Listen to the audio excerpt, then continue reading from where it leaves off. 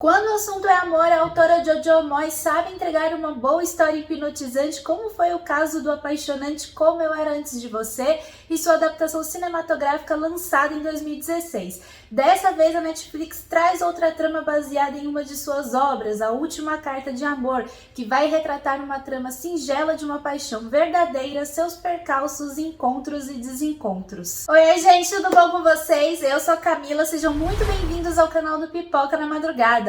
E no vídeo de hoje eu venho falar sobre o filme A Última Carta de Amor, que é a adaptação do livro da Jojo Moyes e que está disponível na Netflix. Então nesse vídeo a primeira parte é sem spoilers e na segunda eu vou fazer algumas comparações do filme com o livro. Então se vocês querem saber mais sobre o longa, continue assistindo ao vídeo, já aproveita, se inscreve aqui no canal, aperta o botãozinho vermelho para não perder nenhuma novidade que eu postar aqui.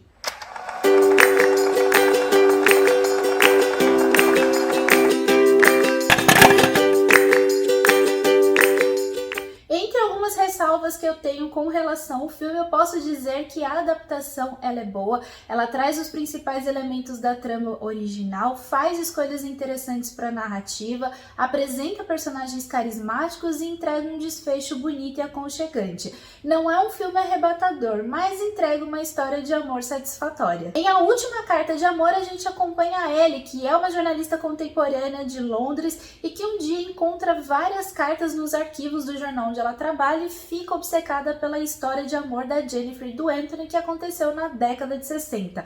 E sem saber sobre o desfecho, ela decide investigar para saber o que aconteceu e onde estão os protagonistas desta linda história. Assim, na trama a gente também acompanha a Jennifer, que após um acidente de carro, ela perde parte da memória e não se lembra dos últimos acontecimentos. Novamente em casa, ao lado do seu marido Lawrence, ela tenta sem sucesso recuperar a memória da sua antiga vida, mas não consegue. E mesmo com as pessoas à sua volta totalmente atenciosos, amorosos, a Jennifer sabe que tá faltando alguma coisa, que tem algo de errado. E é aí que ela descobre uma série de cartas de amor escondidas, endereçadas a ela e assinadas por Butch. E ela percebe que ela estava vivendo um romance fora do casamento e disposta a largar tudo para ir embora com seu amante. O primeiro ponto positivo do filme é a narrativa e o tempo em que se passa, uma vez que a adaptação remaneja a trama da Ellie para 2019, sendo que no livro a trama da personagem se passa em 2003, a fim de aproveitar mais a época contemporânea, as redes sociais, a modernização da tecnologia e também a modernização da cultura, do comportamento, do pensamento, dos conceitos com relação aos relacionamentos e ao trabalho, uma vez que no livro há diálogos, resquícios de machismo e conservadorismo, provando quanto a gente evoluiu ao longo desses últimos anos, né, de 2003 para 2019, que é a época do filme, que faz o longa se encaixar muito bem nos nossos dias atuais. E dentro da narrativa do filme, o roteiro opta em apresentar duas tramas em que a gente vai acompanhar paralelamente e vai distingui-la não só pelas datas, mas também pelos detalhes, como o cenário londrino, o cenário da Riviera Italiana, figurino, cabelo, maquiagem, fotografia, coloração da ambientação. Então, por exemplo, quando a personagem Jennifer ela aparece com uma cicatriz no rosto, significa a gente vai acompanhá-la no intervalo de 6 meses. Então, quando ela tá com a cicatriz, é após o acidente, o que tá acontecendo com ela, né? Ela tentando recuperar a memória. E quando ela aparece sem a cicatriz, a gente vai acompanhá-la 6 meses antes, quando tava tudo bem com o marido e no momento em que ela conhece o Anthony. Das duas tramas, a principal história, obviamente, é da Jennifer e do Anthony. E alternadamente, a gente vai acompanhar o antes e depois da Jennifer, no momento em que ela sofre o acidente e a forma como ela tenta recuperar a memória, descobre as cartas e vai relembrando do Anthony. E também o antes, né, como era a Jennifer, e é aqui que a gente descobre como é a personagem, uma mulher destemida, divertida, bonita, cuja personalidade estonteante chama a atenção das pessoas, só que ela é muito podada pelo marido e também pela sociedade machista da década de 60, uma vez que as mulheres não podiam opinar durante uma conversa de um jantar, falar sobre economia, sobre política. Elas eram rotuladas a donas de casa, mulheres recatadas, boas mães, boas esposas e apenas leitoras de revistas femininas. A atriz Shailene Woodley entrega uma ótima atuação em que a gente consegue enxergar perfeitamente as duas versões da sua personagem, que está tentando lidar com os obstáculos e com as lacunas não preenchidas da sua memória após o acidente. O amor da Jennifer e do Anthony cresce de forma agradável no filme, não soa forçado, faz o público torcer torcer por eles à medida que um prova o sentimento ao outro em meio a esses obstáculos, como o fato da Jennifer ser uma mulher casada. E quem lê o livro vai perceber que o filme está bem lapidado, que é normal, é uma adaptação,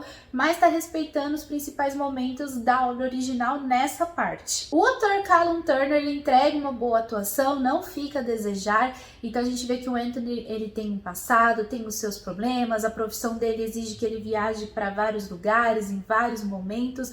No entanto, eu achei que o filme não desenvolveu ele individualmente, apenas ele junto com a Jennifer, o que não prejudica a trama, obviamente. É o principal elemento que move a história, só que acaba despertando uma certa curiosidade da gente saber mais sobre o histórico e a personalidade do personagem, mas infelizmente isso não acontece. Outro momento que poderia ter ganhado um desenvolvimento maior e melhor é o da Jennifer com o Lawrence e o conflito desse casamento, uma vez que a esposa tá tendo um romance com o Anthony. Eu achei que o filme ele seguiu à risca, adaptou os principais momentos da obra, mas não sai da curva, não ousem mergulhar nesse relacionamento conturbado em que o amor é uma camuflagem e as aparências enganam. Paralelamente à trama da Jennifer, do Anthony e do Lawrence, a gente também acompanha a trama da Ellie, que ganha uma boa atuação da atriz Felicity Jones. Eu gosto muito dela, ela entrega uma performance bem satisfatória aqui. Na minha opinião, o plot da Ellie é o mais fraco do filme, uma vez que o seu maior foco está em investigar sobre essas cartas, o que é o ponto interessante. Inclusive, esse momento ganha cenas bem bonitas, com narração do que está escrito nessas correspondências, só que a sua vida pessoal ganha poucas informações, como por exemplo o fato dela ter tido um namoro duradouro e que foi encerrado, o que faz a personagem ter uma certa dificuldade em se entregar ao amor novamente, como a gente vê quando ela tenta se aproximar do Rory, que é o arquivista do jornal, que está ajudando ela a fazer as pesquisas sobre as cartas. Os personagens são carismáticos e entregam uma química que até funciona, mas não convence o suficiente pra gente torcer por eles. A gente fica feliz com o desfecho da trama dos dois, mas não é algo que se torna memorável. A reta final ganha um caminho diferente, mas mantém a essência da obra original e entrega um desfecho bonito e com uma boa dose de emoção na sua última cena. A última carta de amor entrega uma adaptação satisfatória do livro, faz mudanças pertinentes à narrativa que está bem desenhada, mas não ousem desenvolver melhor alguns dos seus personagens, o que tornaria o filme mais forte. Enquanto isso, a gente vê a trama totalmente carregada pela história das cartas de amor, o que não decepciona em nenhum momento. A trama poderia ter tido mais reviravoltas, mas no final das contas, A Última Carta de Amor é um filme bonito, mas não é a melhor adaptação da obra da Jojo Moyes, que inclusive esse livro é bom e vale a pena a leitura. Agora eu vou falar sobre algumas diferenças do livro e do filme, então nessa segunda parte do vídeo vai ter spoilers, beleza? Então bora lá! Como a gente já sabe, todo filme adaptado não tem por obrigação seguir à risca a obra original, uma vez que o filme ele precisa também ser atrativo, enxuto, dentro do formato cinematográfico e tá tudo bem. Só que o livro A Última Carta de Amor apresenta boas reviravoltas, especialmente na reta final, o que faz a gente entender os desencontros da Jennifer e do Anthony e o fato deles ficarem separados por 40 anos. Então, o livro ele é dividido em 3 partes e boa parte da obra, uns 70%, é focado totalmente na história da Jennifer e do Anthony. A Ellie, ela só aparece no começo, no prólogo, e depois ela só volta na terceira parte, o que faz o leitor esquecê-la por um bom tempo. A narrativa do livro é dividida em 2 partes, a primeira se passa na década de 60 e a segunda na década de 2000, mais precisamente em 2003. A autora ela utiliza um linguajar machista e conservador para retratar os anos 60 e mostrar como a sociedade era machista e como a mulher era vista, né, com relação ao comportamento e à cultura. Nos anos 2000 a gente vê, né, o quanto evoluímos, mas ainda há resquícios desse conservadorismo nos pensamentos quadrados com relação ao trabalho e aos relacionamentos. Por isso que eu achei legal o fato do filme trazer a trama da Ellie para 2019. O livro ele apresenta outros personagens e se aprofunda em algumas amizades, como da Jennifer e da Yvonne e da Ellie com a Nick e a Corinne. No filme, essas amizades são meramente pinceladas, fica uma coisa bem superficial, e no filme o Nick é um homem, enquanto no livro é uma mulher. Na década de 60, o divórcio era algo difícil e mal visto, mas a Jennifer consegue se separar do Lawrence e ficar com a filha, mas sem se divorciar do papel. E esse acordo é feito uma vez que a Jennifer consegue informações que poderia destruir a carreira do marido e colocá-lo na cadeia. E ela consegue essas informações informações, uma vez que a secretária do Lawrence, a Moira, e amante dele, entrega essas informações no momento de vingança, quando ele dispensa ela. 7 anos depois, o Lawrence, ele já tá separado da Jennifer, ele fica doente e morre. No livro, o jornal se chama Nation e era comandado pelo editor-chefe Don. No filme, o jornal ganha outro nome e na década de 60 a redação era comandada por uma mulher, o que eu achei uma mudança muito boa e interessante. A terceira parte do livro revela várias reviravoltas que faz a gente entender a separação, os desencontros do Anthony e da Jennifer. O primeiro é o fato da Jennifer ter tido uma filha, o que faz ela rejeitar o Anthony pela segunda vez após o acidente, quando ela reencontra ele. Só que depois que ela consegue se separar do Lawrence, ela tenta ir atrás do Anthony, que já viajou para o Congo para poder fazer matérias sobre a guerra que está acontecendo lá.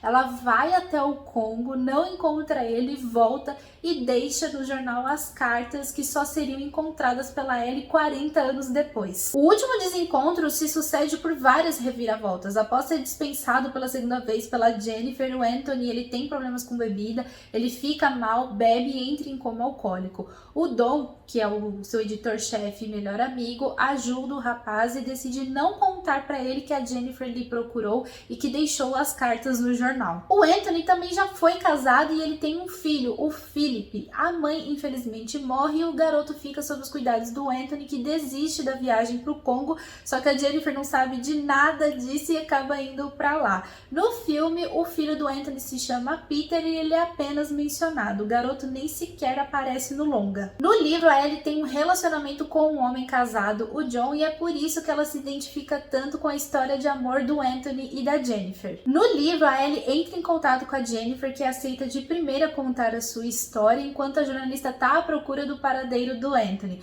No filme, é o Anthony quem conta a história para Ellie, enquanto a Jennifer não aceita falar sobre esse assunto de primeira, no primeiro contato em que a Ellie faz, mas depois ela acaba abrindo o jogo. No livro, a Ellie entra em contato com o filho do Anthony, que revela que o pai ainda trabalha no Nation, o jornal pro qual a Ellie escreve. Então é um momento que assim, explode cabeças, porque esse tempo todo ele estava debaixo do nariz dela e ninguém sabia.